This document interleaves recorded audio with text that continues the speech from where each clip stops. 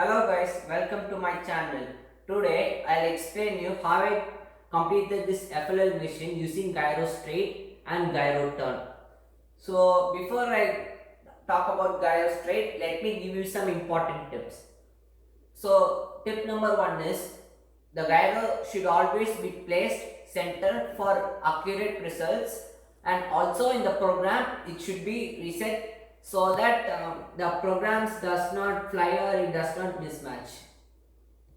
And gyro straight is very accurate path as it can move straight even when the robot is disturbed.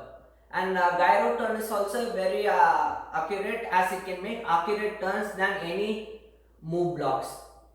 So and I have also added an extender and caster wheel so that it can climb the bridge easily. I do recommend you to use this to complete your bridge missions. So I'll show you a demo.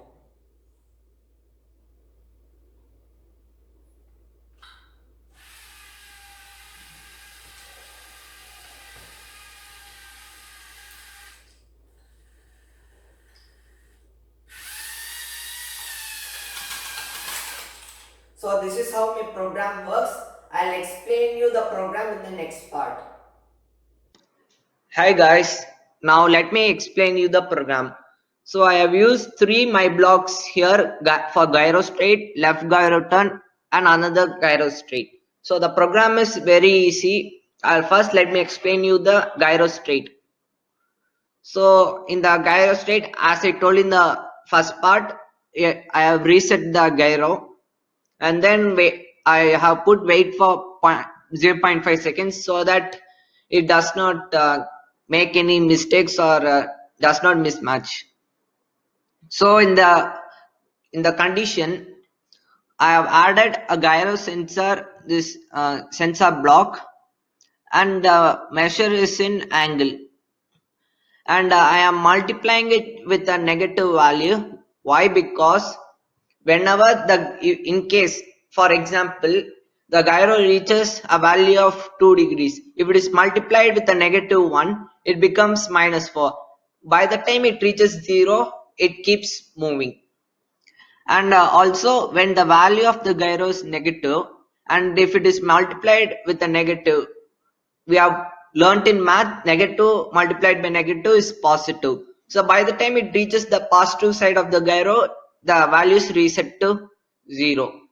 So those values are being controlled in the steering of the motor, and this loop runs till this condition, motor rotation and rotations.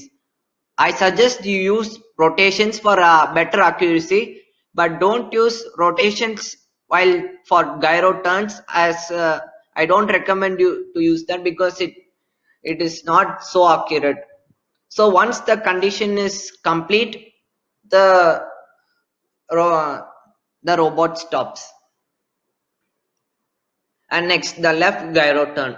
So left gyro turn is the same. So the values are reset and waits for 0.5 seconds. And this and the speed is being and the speed is also being set. Then so the main objective is that the robot should turn until the gyro reaches 90 or greater than 90 or equal to 90, and it should stop. So, so for left gyro turn, it is negative as it is turning that's to a negative side. For right gyro turn, it is greater than or equal to 90, positive 90 actually. And the steering of left gyro turn should be always negative, but for gyro it may be as normal.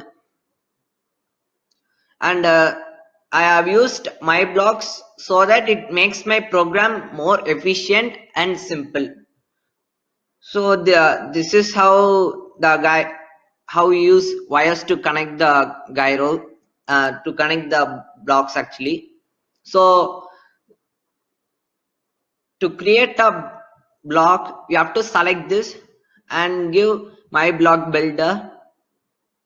In that we can suppose say left side gyro, and here we can give a description: turns left accurately. So this, then we can add two parameters for this left gyro, and the parameter is, you can since I have already created one, it's displaying speed, and if you go to parameter icons, you can set the speed icon and then degrees, and then we can do the same act. And then when we click on finish, a gyro is created. It's very simple to create one, and I do recommend you to create my blocks for a complex program like gyro straight and left gyro turn, as you can easily code the programs instead of going and changing the values in each and every block.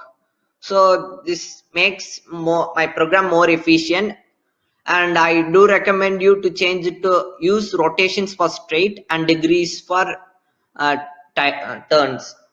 That's all for the bridge mission program using gyro only. Thank you.